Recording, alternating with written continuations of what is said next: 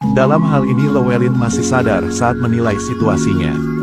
Dia yakin ada orang yang hidup di sekitar sini. Orang itu membawa uang. Tapi dia tidak membawa narkoba. Pasti dia sudah terluka atau kelelahan. Llewellyn melihat sekeliling. Jika orang itu melarikan diri, mungkin dia akan pergi ke tempat teduh. Dia melihat dua pohon yang tak jauh dari sini. Tapi dia tidak berani bertindak gegabah. Dia menggunakan teropong untuk melihat dan menemukan ada seorang pria di bawah pohon. Melihat posturnya, mungkin dia terluka. Llewellyn tidak terburu-buru tetapi berdiri di sini menunggu sebentar. Sepertinya orang itu tidak bergerak lagi. Mungkin dia sudah mati. Llewellyn mengambil pistolnya dan berjalan ke arah pria itu untuk mengamati. Seperti yang dia perkirakan, sang pria sekarang sudah mati. Dia bersandar di pohon. Llewellyn mungkin akan jadi kaya sejak ini. Dia tidak terburu-buru. Memutuskan untuk mengambil senjata peraknya. Lalu buka ransel kulitnya. Astaga, uang ini mungkin tidak akan dihabiskan seumur hidupnya.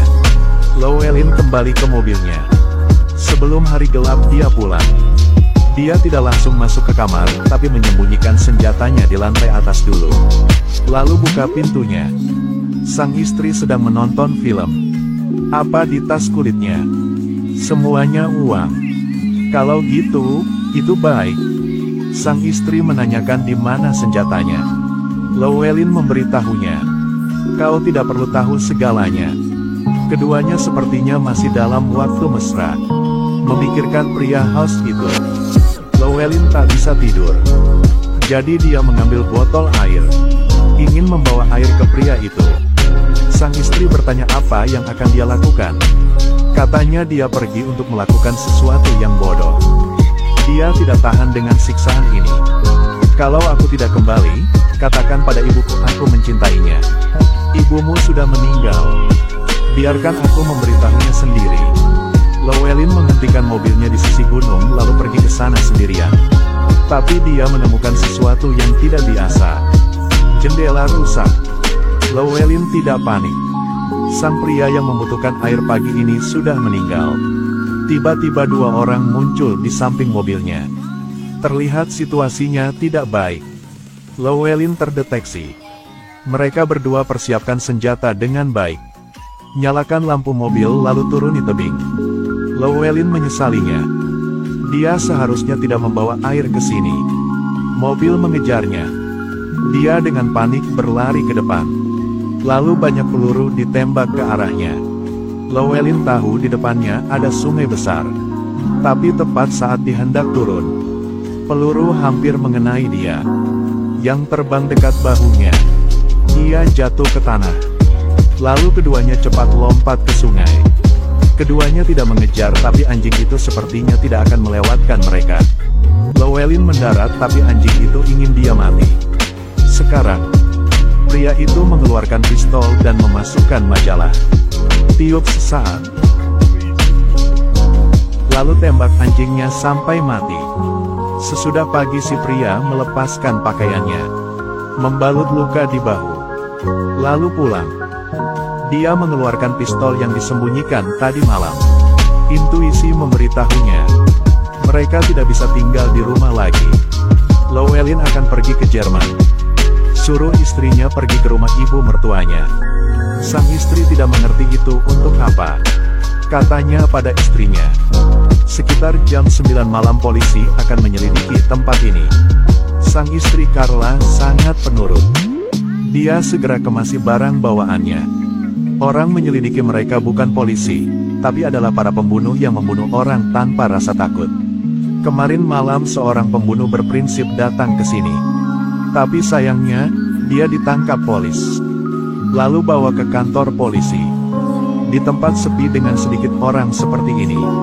Seluruh departemen kepolisian hanya ada beberapa polisi saja. Dia memberitahu si kepala departemen kepolisian. Ada seorang pria yang mencurigakan. Dia membawa sesuatu seperti tangki oksigen. Harap sheriff bisa datang memeriksanya. Tapi saat dia hendak menutup telepon,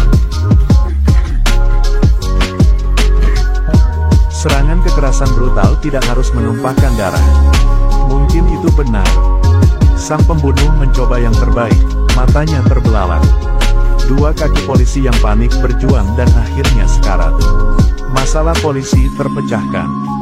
Nama si pembunuh adalah Anton. Dia menghapus semua jejak dengan cepat. Setelah cuci tangan, dia pegang botol oksigennya. Lalu menyetir mobil polisi keluar dari sini. Dia mungkin ada urusan mendesak. Namun mobil polisi sepertinya tidak stabil. Jadi dia panggil mobil lain. Dia sama sekali tidak tahu kejahatan apa yang dia lakukan.